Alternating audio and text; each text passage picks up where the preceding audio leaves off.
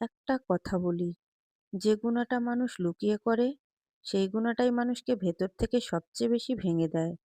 সেই গুনাহটা হচ্ছে জিনা। জিনা একটা শব্দ, কিন্তু এর ওজন পাহাড়ের চেয়েও ভারী।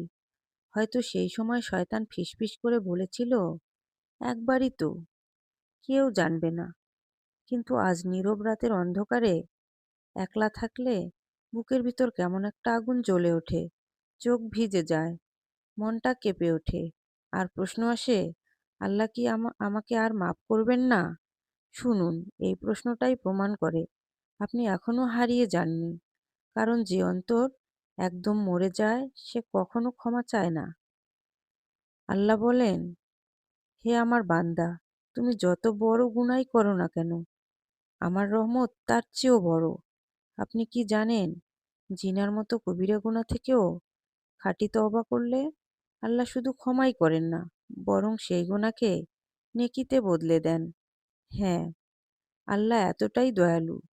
এখন চোখ বন্ধ করুন আর অন্তরে গভীর থেকে বলুন, রব্বিক ফিরলি, হে আমার রব, আমাকে ক্ষমা করুন। ওয়াতুবু আলাইয়া, আমার তওবা কবুল করুন।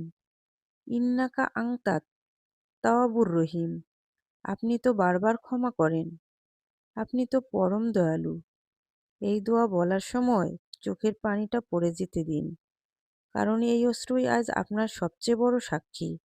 আজ যদি আপনি সিদ্ধান্ত নেন আর এই পথে ফিরবেন না, হারামের দরজা বন্ধ করবেন, নিজেকে আল্লাহর দিকে টেনে নেবেন, তাহলে জেনে রাখুন, আকাশে আজ উৎসব হয়। একজন গুনাহগার বান্দা তার রবের কাছে ফিরে এসেছে। আপনি খারাপ নন, আপনি শুধু পথ হারিয়েছিলেন।